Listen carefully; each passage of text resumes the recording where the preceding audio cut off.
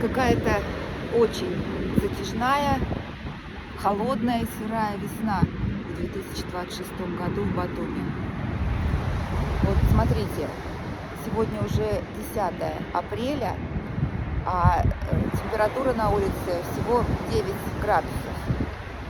И за те 2,5 месяца, пока я здесь, солнечных дней было совсем немного, можно пересчитать буквально по пальцам. Дожди шли практически каждый день. И сегодня тоже с утра был дождь, и вечером опять обещают. Но, кстати, в Северной Каролине, откуда я сюда приехала в конце января, зима в этом году тоже была очень суровая, необычно суровая, с минусовыми температурами и даже со снегом, который лежал несколько дней. Вот интересно, это случайность, просто такой несчастливый год, или это следствие глобального потепления?